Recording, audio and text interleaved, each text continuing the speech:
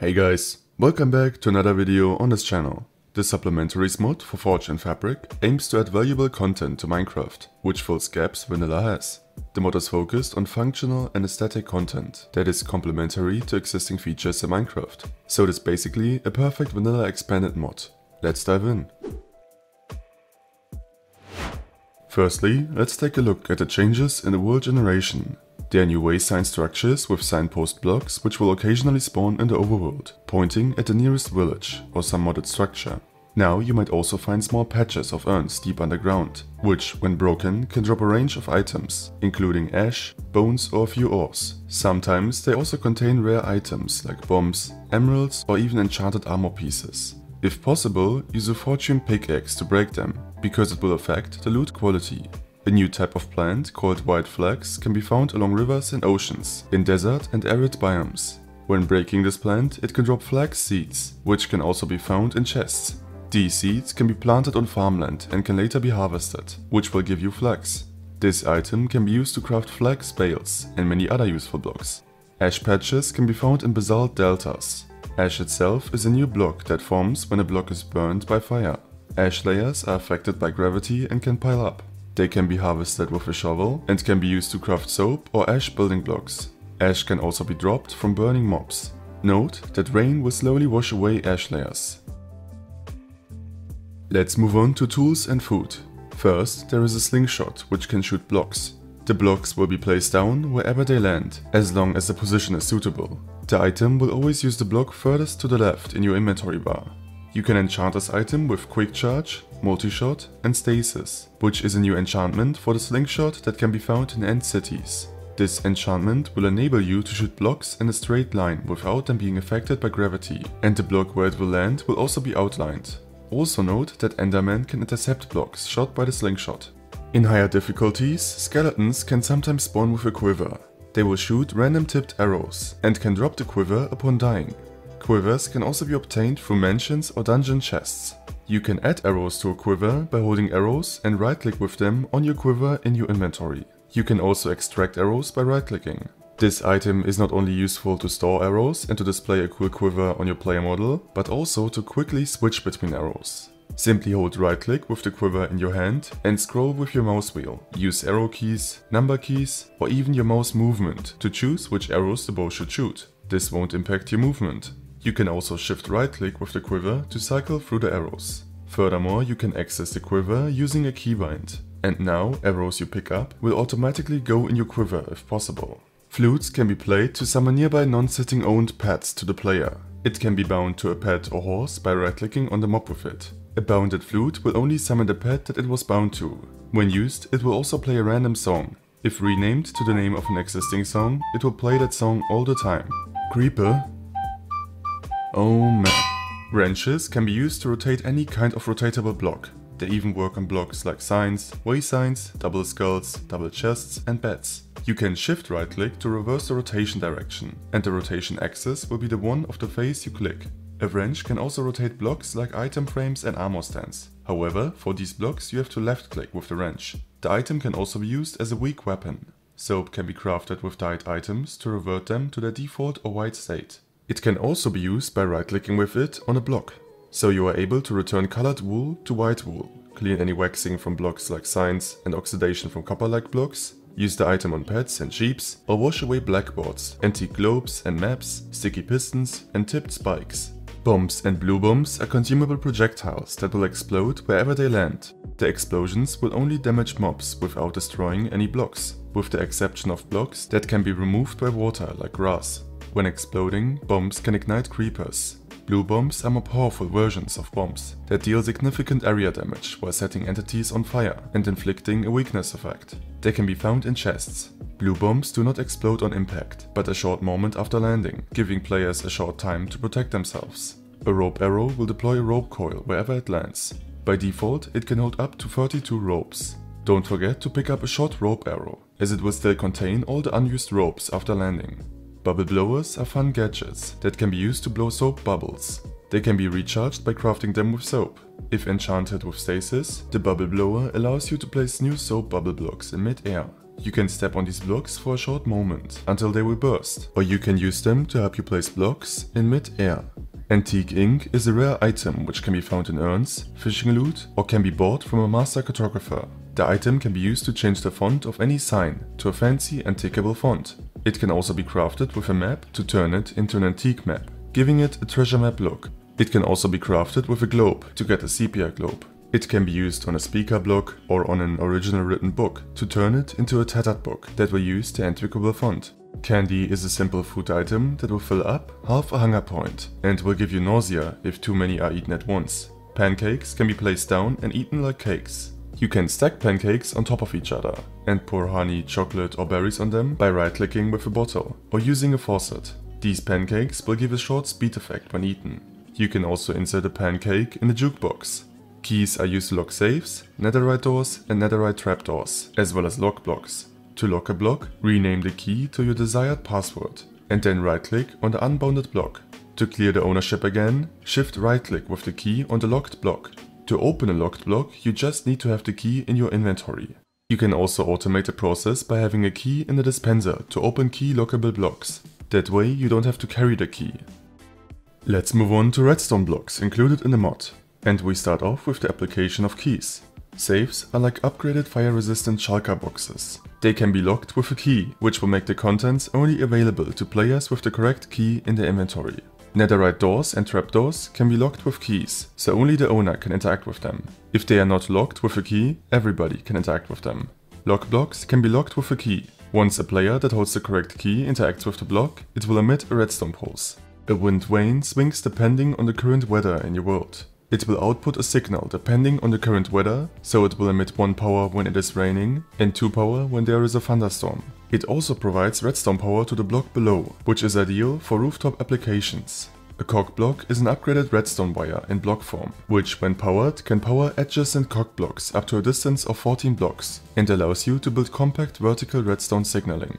The crystal display displays a number from 0 to 10 or a symbol, depending on the received redstone signal strength when powered. A relayer is an observer-like block which copies a signal it has in front to its back, so there is an identical signal.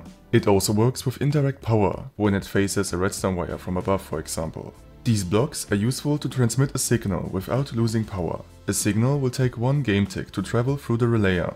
The block is also really useful to power an array of crystal displays or other similar blocks, because multiple relayer chains can be stacked next to each other without interfering with each other. If you would use normal redstone wire, the redstone would connect and you could not send unique redstone signals to each crystal display. A spring launcher extends like a piston and will propel any entities that lie on top of it in the direction it is moving, twice as far as a vanilla piston slime block setup. When powered, any falling entity that lands on it from enough height will contract the spring and activate the block automatically. Finally, contrary to a normal piston, it can't move blocks, with the exception of gravity blocks such as sand, anvil sacks and so on. A speaker block can send a message in the chat to all players in a certain radius when activated by redstone. It can also send the messages via the game narrator mode or via status and title messages. The radius and text can be edited in the block's interface, and it can be renamed in an anvil to change the name that will be displayed in the chat. Note that the block in front needs clearing for the speaker to work. A turntable can change the orientation of the block it is facing. The block will keep rotating blocks it faces as long as it is powered, and the rotation speed will depend on the signal strength. So if you only give a weak redstone signal for a short time, the block will perform just 1 rotation. You can change the rotation direction by right-clicking on the block.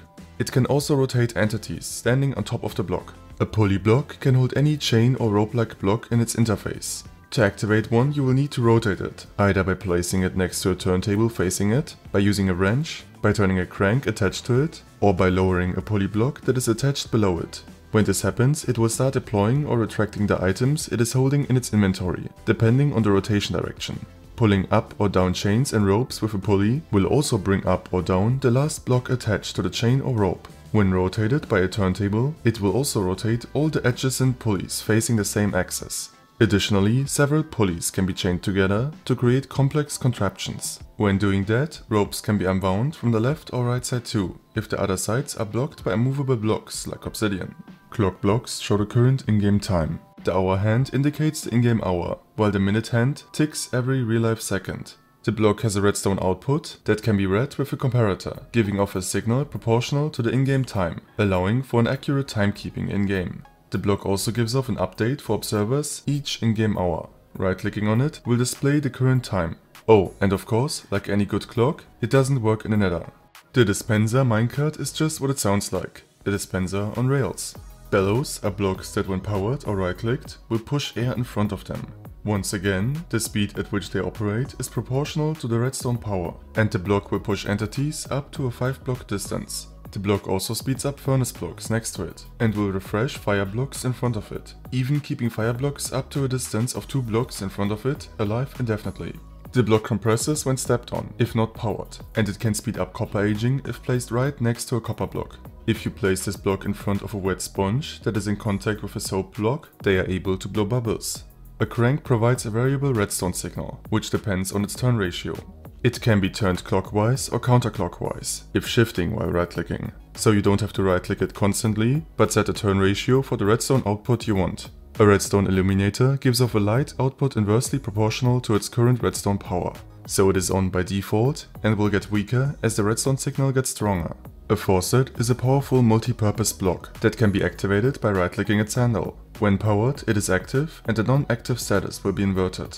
The block can extract items from an inventory and will spill them right below its nozzle with a 1-second interval. When it is placed next to a fuel-containing block, like waterlogged blocks, fluid tanks, jars, goblets, cauldrons, brewing stands, beehives and so on, it will start dripping particles and will show a fluid tray if active. Once this happens, you can place any those kinds of blocks below it to pour those fluids in one bottle, so 250 forge millibuckets increments. Some special blocks also accept fluids such as pancakes or tipped spikes. The block can also interact with special blocks like concrete powder, dirt and sugar blocks by solidifying them, turning them into mud or dissolving them respectively. It can also dump fluids in sponges, effectively voiding the fluids, making them excellent fluid trash cans. An hourglass can be filled with any kind of sand, dust, powder, slime or honey. Once filled, the contents will slowly start falling downward, with a speed depending on the material. The hourglass can give a comparator output, depending on the remaining time. The hourglass can be reset by rotating it twice with a turntable, or by shift right-clicking. A sconce lever is a lever disguised as a sconce. If unlit, it will have its redstone signal reversed. And finally, let's have a look at all the other blocks included. A globe is a rare item found in shipwrecks, or sold by the wandering trader. It will display a randomly generated blocky world that is unique to your seed. You can right-click it to spin it and show the current world coordinates. The block will also spin for a short time if powered by redstone. It can give off a comparator output from 1 to 4 redstone power, depending on the current phase of the globe. The block also gives off an observer pulse when spun. It can be combined with antique ink to receive a sepia globe, which looks older. Ropes can be placed horizontally or vertically. However, they have a maximum horizontal length. Vertical ropes have no hitbox and can be climbed, while horizontal ropes can be walked on, which will wobble your screen when doing so. Ropes can be broken with a projectile, which will also break connected ropes which are being supported. Breaking a rope will remove its bottom connection. Ropes will wrap around fences, beams and posts. Falling down ropes will not slow you down, but prevent fall damage, making them perfect for elevators. You can also place them or chains right below bells, and clicking on the rope will then ring the bell. You can place down ropes by placing a rope on the highest rope, and it will be deployed below the lowest one. Ropes can also be used to pull blocks up or down that are attached below them. Simply right-click with your hand on one of the upper ropes, and the lower ropes will be pulled up alongside with the block. Opposite can be achieved by right-clicking on an upper rope with a rope item. Candle holders can be placed on walls, floors and ceilings, and can be stacked up to 4 times. They give off a bit more light than candles, are available in 17 colors, and can be lit up and extinguished in many ways, like with fire charges, flaming arrows or shovels. A pedestal can be stacked infinitely, and can display an item on top of it. Some items like swords, tridents and globes will have special visual displays. And once an item is removed from a pedestal, the block will give out an observer update, which is useful for traps or secret entrances. This can be prevented if the item is taken by using a sack item on the block to swap it. If an end crystal is placed on a pedestal, it will give off the enchanting power of 5 bookshelves, so you can use them as a bookshelf replacement. Flags are horizontal banners which will swing in the wind. They use a different set of textures for their patterns, which means new shapes can be created, and they can be crafted from existing banners. Flags can be lowered and raised by right-clicking or shift right-clicking, if placed on top of a pole made with placeable sticks. Presents can contain one item stack. When opening the interface, you can choose a player to which the present will be addressed, as well as add a small description. Once packed, only you and the recipient can open the package, and the package comes in many different designs. Trapped presents are booby-trapped presents that will almost look like the real thing, but once opened by anyone will trigger releasing their possibly explosive content. Soap blocks will make entities slip that walk on them, causing random movement. Sugar cubes are sand like blocks that dissolve when they come in contact with water. A notice board can display written book pages, maps or banner patterns. The text resolution depends on the amount of text in a page. As a trick, you can add white spaces to make it render smaller. Once given a redstone pulse, the notice board will display the next page. The block can be waxed with a honeycomb to prevent interactions. To remove the wax, use soap. Fodder is a layered block that automatically feeds animals. Animals will try to eat a layer out of the block when they are hungry. This will make baby animals age faster and will set adults in love. Fodder can be placed down with dispensers, and clicking one with a hoe will destroy one layer. Bamboo spikes will slow and damage all mobs that walk in them. If using the create or quark mod, they can be pushed with pistons or contraptions to deal extra damage. You can infuse them with lingering potions by crafting them together, using a faucet or right-clicking them with the potion. By default, they have infinite charges, but you can change that in the configs. Planters can support any type of plant or crop without water, which is useful for nether farms. They also prevent crops from being trampled. Blackboards can be written on, basically like paint in Minecraft. Simply right-click the block to open the interface and draw by holding left-click. When broken, the block will keep the drawing. Blackboards can be duplicated like banners and cleared using a wet sponge or soap. You can wax this block to prevent interactions. Furthermore, you can use glow ink to make the board glow in the dark. Colored blackboards can be enabled in the configs. Framed blocks come in 3 shapes: braces, cross braces and frames. Each one of them can hold any solid block inside, so you can turn almost every block into a framed one. Simply right-click with a block on a frame. Using an X on a framed block will break the frame, but not the block contained. Daub and wattle and daub are medieval themed decorative blocks. Iron gates are like fence gates, and you can place them on top of each other, so they connect. A flint block can produce sparks when pushed against full-face iron-like blocks, and can make blocks catch fire. Pushing iron blocks against flint blocks also works. A feather block will emit feather particles when stepped on, and will negate any fall damage. The player will also slowly sink into the block. Doormats can display 3 lines of text. Cats will occasionally sit on them, and you can hide an extra item below a doormat. To do so, right-click on any face of the block, except the top. Do the same to extract the item. Sconces can be lit with a flint and steel, fire charges, and so on, and can be unlit using a water splash potion, or shovel for example. Signposts can be placed on any fence or placed stick. You can switch their direction by shift right-clicking, and rotate them with a wrench. You can click on a signpost with a compass to make the signpost point toward the pointer position. Flower boxes are like flower pots and can hold up to 3 plants. They can be placed in the middle or to the side of a block. Statues can hold an item in their hand. Some items also have special visuals, like candles, tools and swords. A statue will wave when powered by redstone. Sacks are early game shulker boxes with 9 slots. If you are carrying more than 2 sacks, you will get the over-encumbered effect, which with increasing levels will slow you down, then reduce your jump height and then impede sprinting. A sack will damage entities when falling on them. The damage will depend on the sack's content. The slots and properties can be edited in the configs. You can open a sack by placing it down and right-clicking. Goblets can display any liquid. Also, any liquid can, if drinkable, be drunk by right-clicking. The block also interacts with comparators. Cages can be used to capture small animals and mobs by right-clicking. To release a mob, just right-click with the full cage. To place down a cage, shift while right-clicking. The mobs you can capture can be edited in the configs. Jars can store up to 12 cookie-like items. Stored cookies can be extracted by right-clicking. Jars can also cage small mobs and store up to 12 bottles or 3000 millibuckets of fluids. You can directly drink from jars if enabled in the configs. Item shelves can be used to display items by right-clicking with an item on them. You can get raked gravel by right-clicking on gravel with a hoe. Now there are Enderman heads, which display a cool animation when you look at them.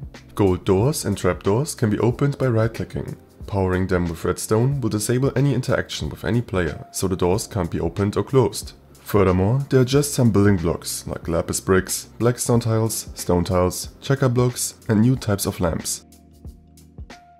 The mod also tweaks some vanilla mechanics. Lanterns can now be placed on walls and will swing if hit. You can now place new markers or maps by right-clicking on certain blocks like beacons, beds, signposts, nether portals, bells, campfires, flags and more. Candles can now be placed on mopeds, and mopeds can be stacked. Cartographers now sell adventurer maps, which are like mansion maps but lead to different vanilla structures. However, you don't know which one.